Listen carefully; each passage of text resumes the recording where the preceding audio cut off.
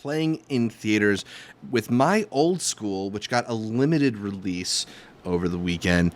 This is a movie that we actually missed, one of the very few movies that we missed when it played at Sundance earlier this year, Sundance 2020, but it's a pretty peculiar blend of documentary and recreations that also features the actor Alan Cumming. Art, I know that you got to watch this one.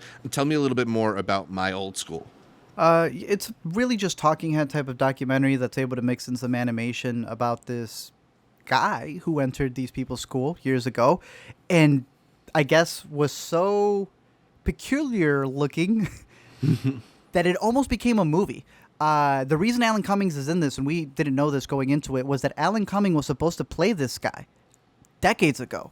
That fell through, and now that they made a documentary version of it, he's like, I want Alan Cummings to voice me because I will only record audio. I will not appear in this movie at all. So he lip syncs the entire thing. I think he does it flawlessly.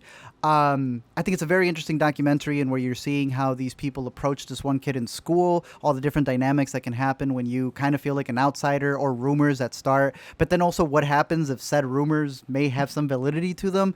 I think it's a very interesting documentary that when you rewatch it, you end up noting a lot of different things and interactions that play completely differently once you hear some of these people's anecdotes and how they were hanging out with this guy. But I thought it was a very interesting doc. Wouldn't enter probably my top ones out of Sundance, but I did wish we would have caught it back then because just the way that it plays out would have been very interesting to see all of our reactions to it because there were similar movies that played at the fest that had scenarios that were kind of similar that had us all in disgust.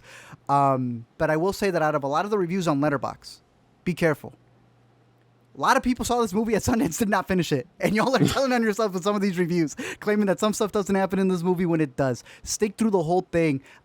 You will be, I don't want to say rewarded, you will be creeped out with some of the stuff that they keep hinting at you that they do deliver it at by the end of it. Yeah. But My Old School, a really interesting story of a 16-year-old named Brandon Lee.